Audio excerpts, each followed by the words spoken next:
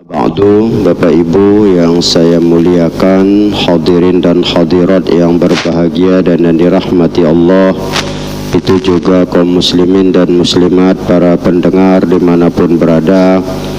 Puji dan syukur marilah senantiasa kita panjatkan kehadirat Allah Subhanahu wa ta'ala, serta salawat dan salam pada Rasulullah Muhammad sallallahu alaihi wasallam yang sangatlah kita harapkan syafaat beliau di yaumil akhirah.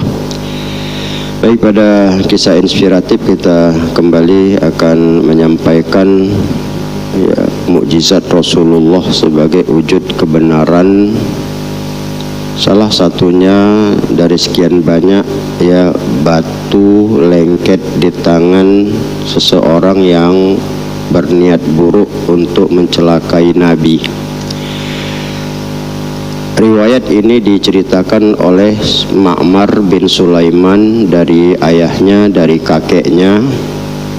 Dia bercerita bahwa kakeknya itu bercerita ada seorang laki-laki dari Bani Mahzum yang sangat membenci Rasulullah dan selalu mencari peluang bagaimana mencelakai beliau.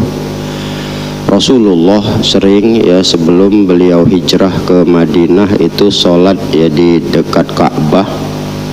Begitulah ketika beliau sholat, peluang sama dia untuk mencelakai, membinasakan Rasulullah, maka diambilnya lah batu yang agak besar itu sengaja dilemparkannya sama Nabi, terutama ke arah kepala Nabi. Tapi apa yang terjadi begitu dia angkat batu itu lengket, lengket batu itu dia bingung. Begitu dia lepaskan, kita bisa bayangkan melepaskan batu yang lengket, tentu malah dia yang terbawa. Dia merasa kacau, diusahakannya, juga nggak bisa, berulang. Akhirnya dia menjauh, kawannya melihat, apa yang kau perbuat, katanya. Maka dia menceritakan, aku mau mencelakai Muhammad, tapi begini malah kejadiannya. Dia merasa bingung. Akhirnya mereka berusaha untuk melepaskan batu itu dari tangannya, tak bisa, udah mengering. Istilah kita kalau lem dipegang, kering lem itu kan susah untuk dilepas. Itulah dia, sepertinya mengering batu itu di tangan dia. Terakhir dipaksakan juga, luka tangannya, itu masalahnya. Ini satu hal yang kalau kita lihat mukjizat Rasulullah yang memang Allah jaga betul, sehingga orang mencelakai pun tidak jadi. Batu yang besar itu pun malah lengket di tangan orang yang mau melempar. Maka itu bagi kita memang jelas bahwa kebenaran Rasulullah itu yang dinampakkan Allah, terutama di kalangan orang-orang Arab di Mekah itu tidak terbantahkan. Makanya wajar kalau mereka diponis orang yang hatinya tertutup, karena berulang, termasuk salah satu juga Abu Jahal yang mau melempar itu tak nampak dia, asal diangkatnya batu nggak nampaknya Nabi, tapi begitu batu dilepaskan nampak Nabi. Ternyata Nabi tidak jauh dari mukanya itu, dari hadapannya. Begitu lagi dia ambil balik batu, dia mau lempar, nggak nampak lagi Nabi.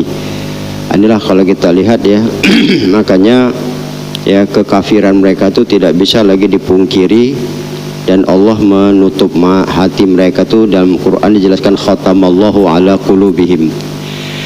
Nah, riwayat lain juga dari Jabir bin Abdullah, ini juga mukjizat Rasul mengutus beberapa para sahabat, lebih dari 13 orang ke satu tempat untuk menjumpai orang Quraisy. Beliau hanya memberikan satu kantong kurma. Orangnya banyak, kurma satu kantong. Sementara mereka harus menyelesaikan urusan itu lebih 1 bulan.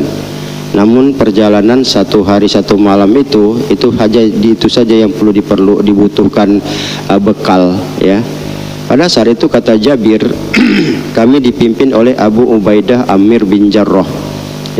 Itulah dia bawa. Maka kami bertanya, apa yang dititipkan Rasulullah? Inilah kata Jabir, kata Abu Ubaidah.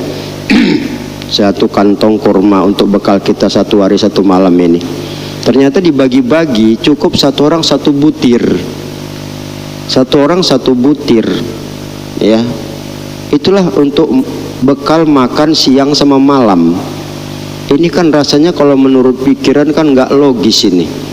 Ya, makan korma 1 butir untuk hidup sementara itu mempertahankan hidup 1 hari 1 malam, ya.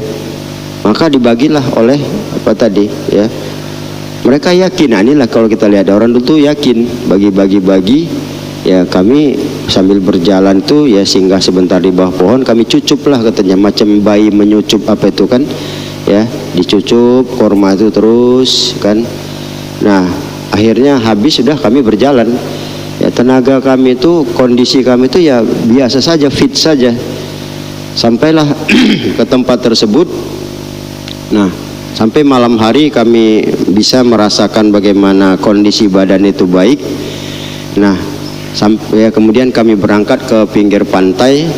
Ternyata kami jumpai seonggok, ya, seperti pasir. Ternyata seekor ikan paus yang baru terdampar.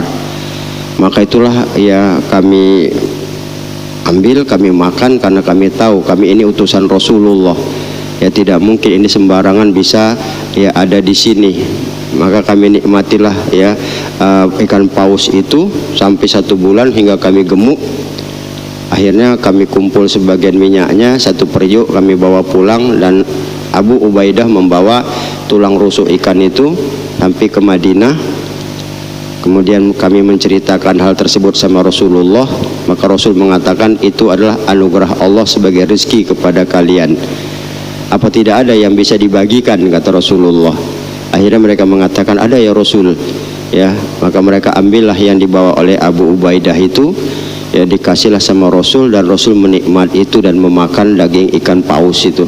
Ini kalau kita lihat, ya. Jadi artinya 1 butir kurma itu bisa untuk bertahan hidup 1 hari 1 malam. Ini berkah ya pemberian Rasulullah Sallallahu Alaihi Wasallam.